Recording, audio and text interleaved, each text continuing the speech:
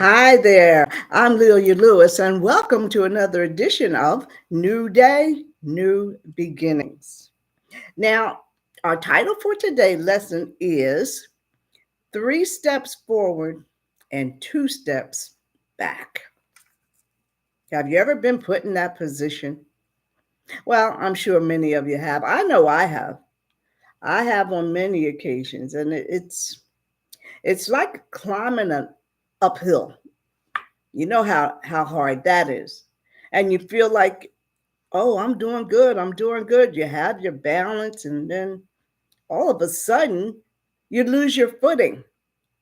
And then it takes almost as many steps backwards to regain your footing as it does to go forward. And that's how it is with our lives. Our lives always have uphill battles. I mean, there's nothing we can do about it except handle it. And sometimes our trials feel like uphill battle, and sometimes they are.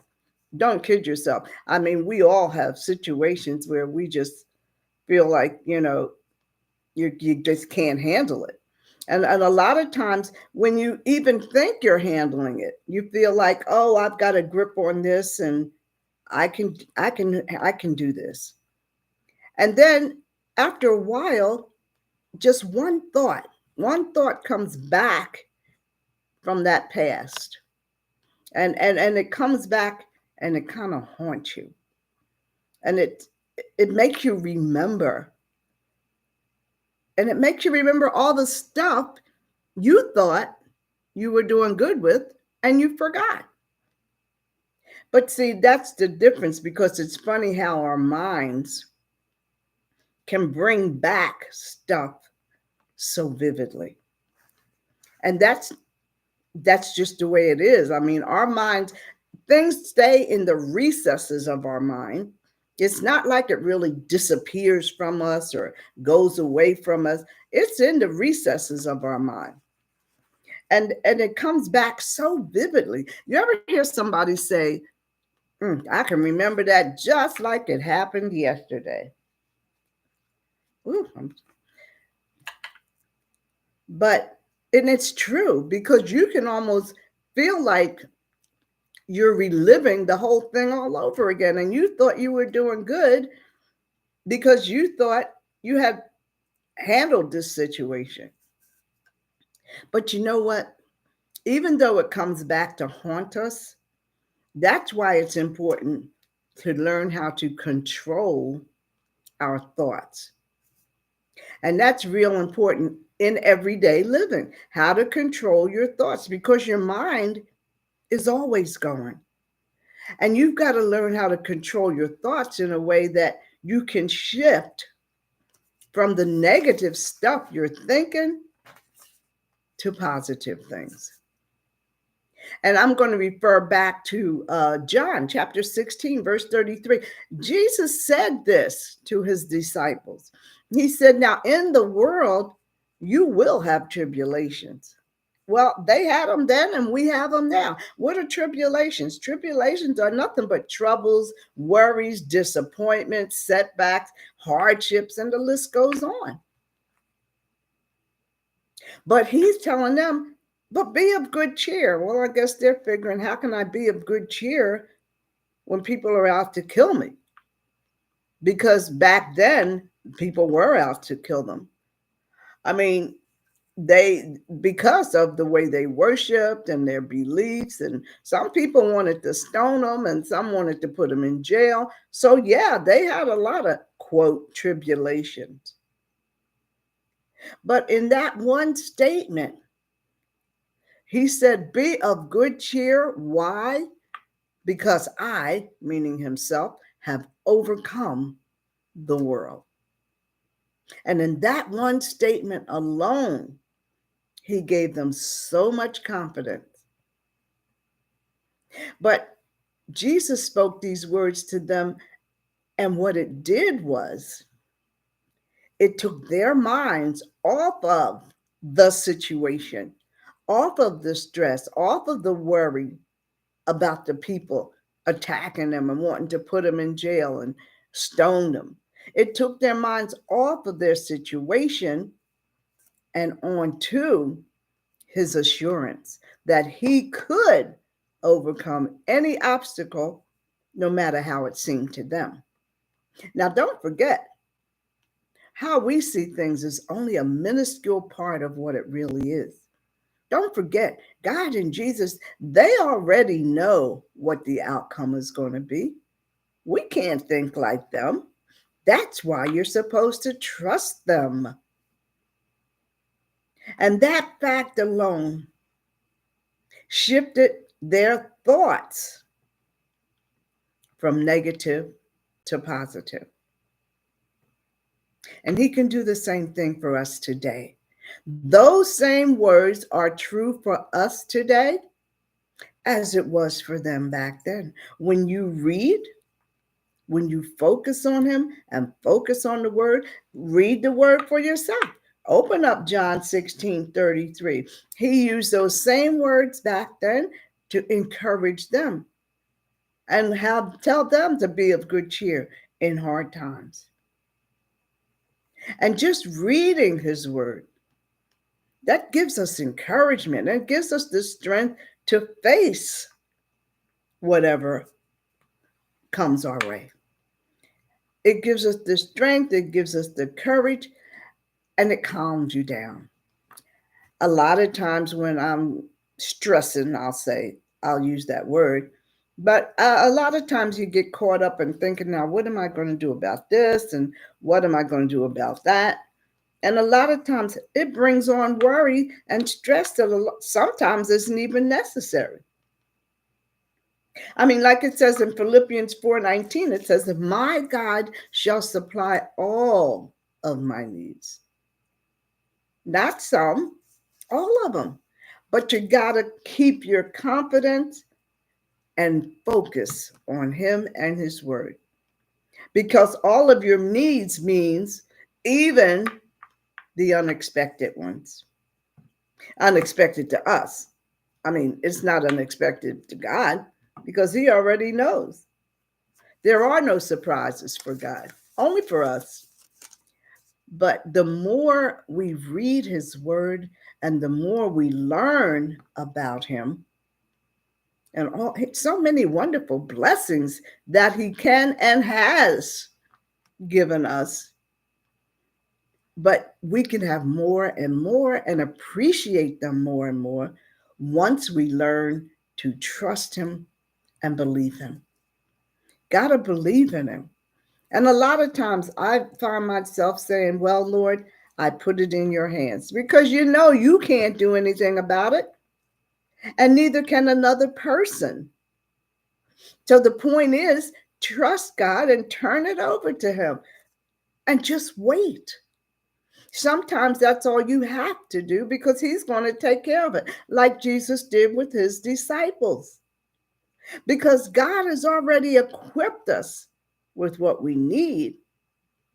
But when we lose our focus on him, when we lose sight of the strength he's already put in us, we feel like we're losing.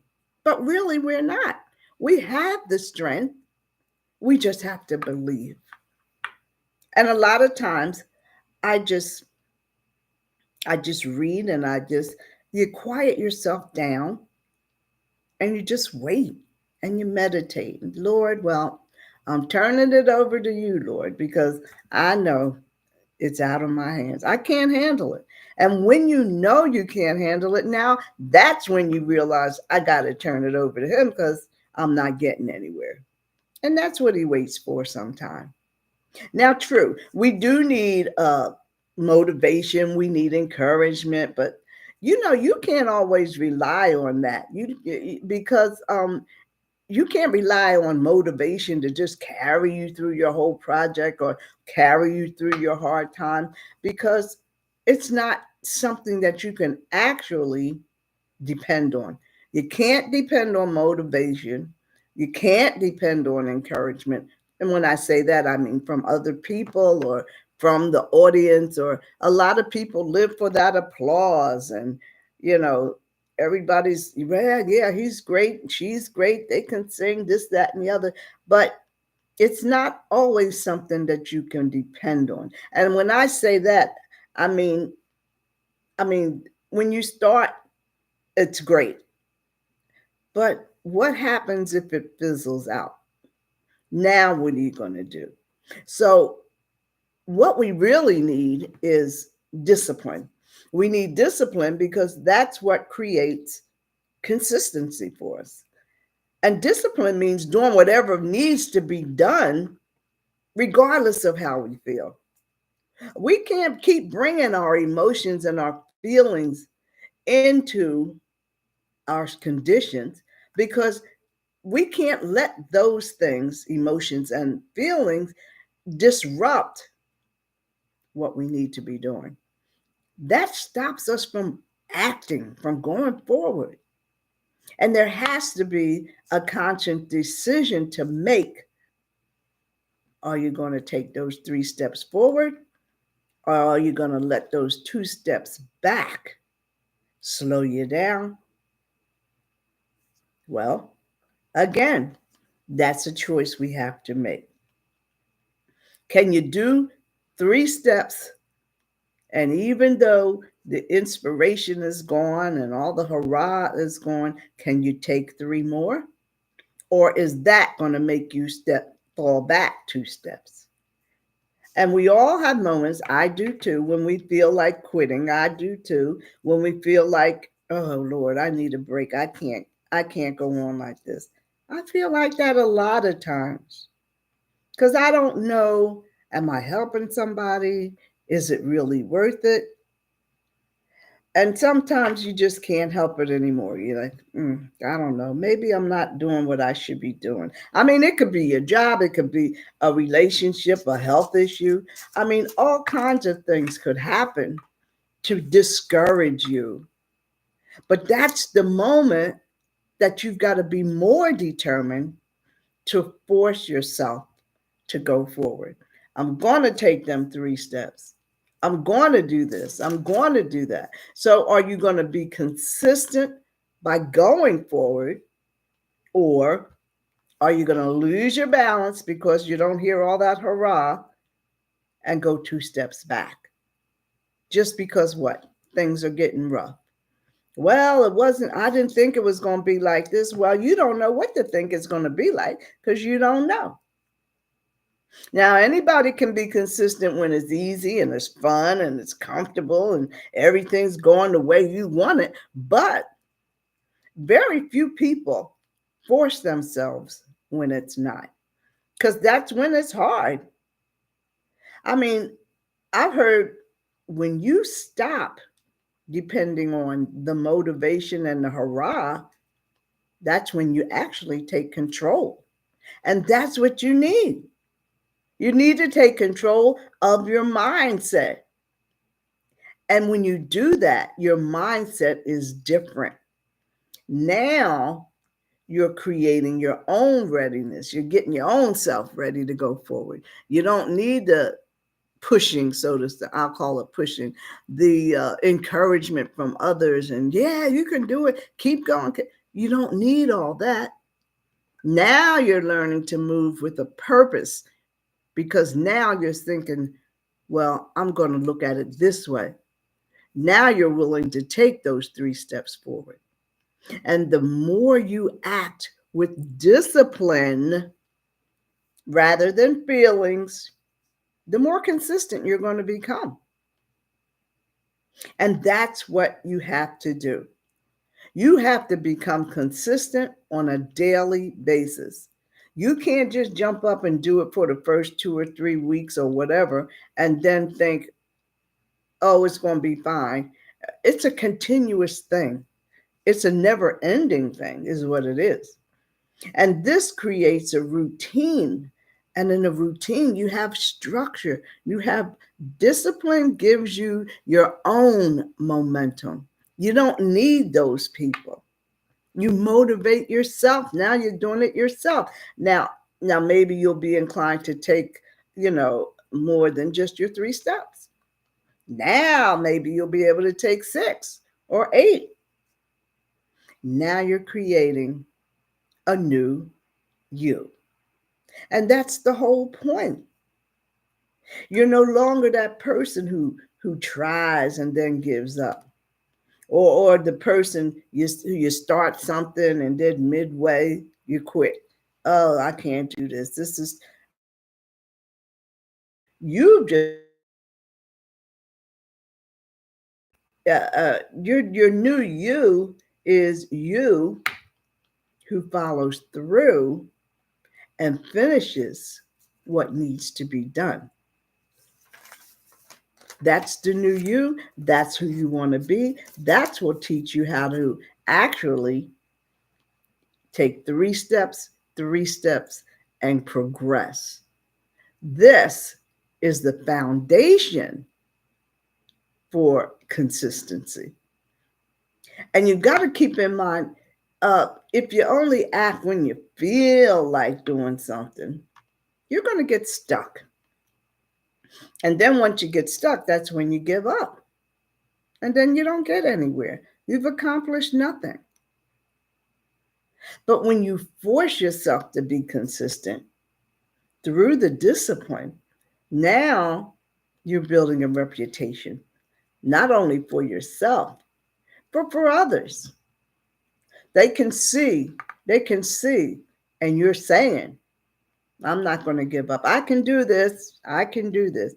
You have to talk to yourself. You got to motivate yourself. Once you train yourself to act beyond emotion, follow God's direction, no goal's going to be out of your reach. And that's what we're aiming for. That's exactly what we're aiming for. And that's why it's so important to have discipline and habits and structure. Now, the hype, all the people and the hoopla and stuff, that's going to fade away. That's why I said that's not something you can rely on. That's going to fade away. But if you got habits and discipline, they're there to stay because that becomes a part of you. That's a part of your character. And that's where it comes from. So the hype is temporary. And when it wears off, what do you have left? Think about that. I mean, if you haven't built habits, then you're left with nothing to fall back on. Habits make your actions automatic. It's something you just do. You don't need encouragement. You don't need, that's just become a part of you. And having good habits when you're facing obstacles or any challenges, that eliminates you having to debate with yourself whether or not to go forward. Now that's not a question. Now it's something that's automatic. When it's a habit, it's what you do. It's not something you have to convince yourself to do. How many times you think about stuff and then you say, well, now should I or shouldn't I? Or then you start thinking all that negative stuff. Or if I do it this way, this is going to happen. Well, now you're almost talking yourself out of it. I mean, let's use this habit thing. Let's say every day you get up. What is your first thing you do? Everybody gets up and goes to the bathroom and gets in the shower. You brush your teeth, you get dressed, you do your hair, blah, blah, blah. Because it's your routine. You don't think about it. You get up and do it because it's automatic. No emotions involved. It's just automatic. That's what you do. And this has to be the same way. This has to be a part of your daily living. And the key of this whole thing is to shift from decisions based on emotions to training your mind to expect action. Like when you get up, You don't think about it. You just get up and head in there and you jump in the shower and brush your teeth and do what you're supposed to do. You do you wait till you feel like it? No. Well, sometimes you might, but no. And you ever hear that expression, action speaks louder than words? Well, they do. And that's what separates the doers from the talkers. Now ask yourself, are you a doer or a talker? Now we've already said many talkers get caught up in the hype and in the excitement of the new plan and the new idea, and they got all these big plans and ideas, and oh yeah, there, and everybody's like, yeah, yeah, that's a good idea, so forth and so on. But when they realize it's not turning out, I guess, as easy as they thought, or the way they even thought, that's when stress builds up. And that's when motivation goes down.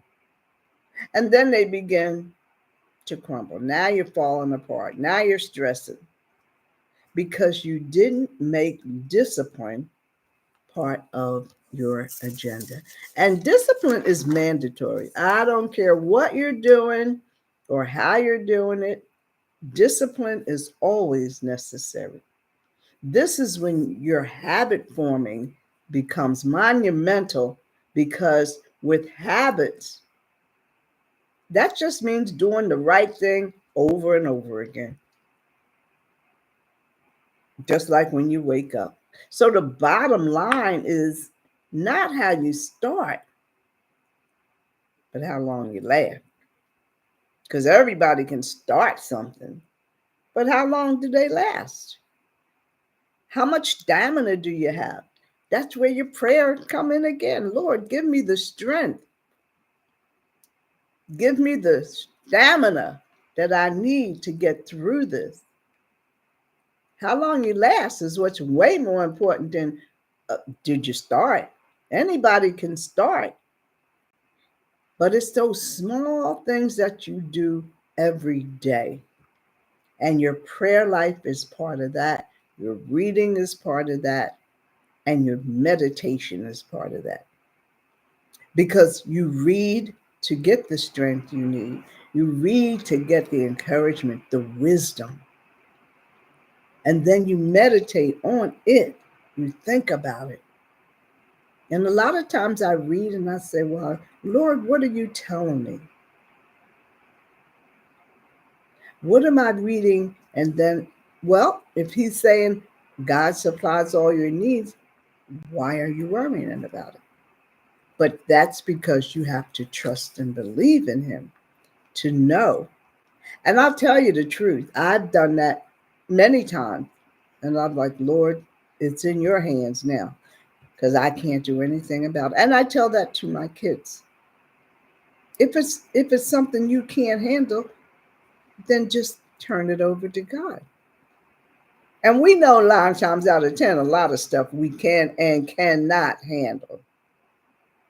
But we just gonna try it anyway, or ask somebody else, what do you think? And the routine you go through. And then after you go through all that routine, you come up empty anyway.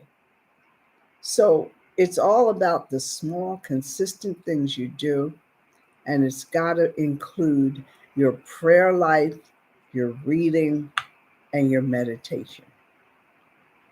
Right? So the summation for today is kind of like this. First of all, don't rely on motivation. I don't care where it's coming from because that's not reliable. That's going to fade away. That's going to change. People are always hyped up when stuff is new, and they'll encourage you and tell you, oh yeah, that's going to be a great idea. But then they leave and go home, and you've got to finish it up on your own. And that's where your discipline comes in. And that's what means you've got to do whatever needs to be done, regardless of how you feel. So you can't count on them because they're gone. So now it's your project. You've got to handle it. So you've got to learn to just kind of put your emotions aside, um, because you can't let that affect what you need to do. Your emotions will affect your actions as well as your decisions. And you can't get caught up in that, because that's when we make wrong decisions. You don't pray about it, you don't meditate about it, you don't read God's word for encouragement. You just kind of give up. That's because you're going by your feelings. And we've got to learn to keep our feelings out of things that are important to make proper and wise decisions. Like we said, discipline creates consistency. And these things have to be part of your daily life. And by creating consistency, now you're not waiting to, quote, feel ready to do it, because you learned to move with the purpose. And that's not just in certain instances. A lot of times that you could use that on a daily basis. That's why it's got to be part of your daily routine, to pray about things, to read, to meditate, because that makes you strong throughout the whole day, not just for the one thing you're trying to accomplish.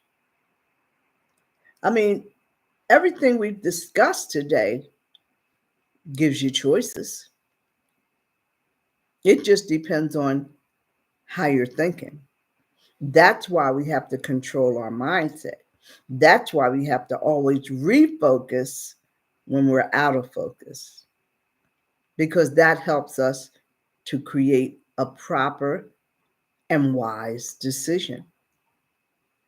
Choices are going to be a part of our lives every single day. And people think, well, this is no big deal. I don't have to pray about this. I don't have to pray about that. And they go off and do whatever and make their own decision. But then maybe later they'll come back and realize I shouldn't have done that. And that happens to me. I've had that happen to me. So you've got to learn to make your prayer part of your daily routine. Just like when you wake up, say a prayer when you get up.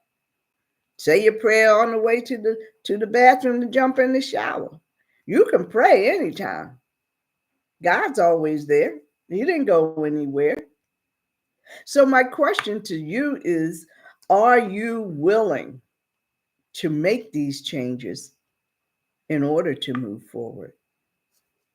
Because these changes are necessary to do what it takes to build a strong foundation that will enable you to move forward.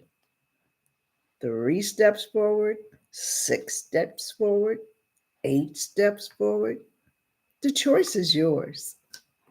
And my closing words for today are: God has already prepared the way. He's just preparing you. And until next week, I'm Lelia Lewis. Thanks for joining me.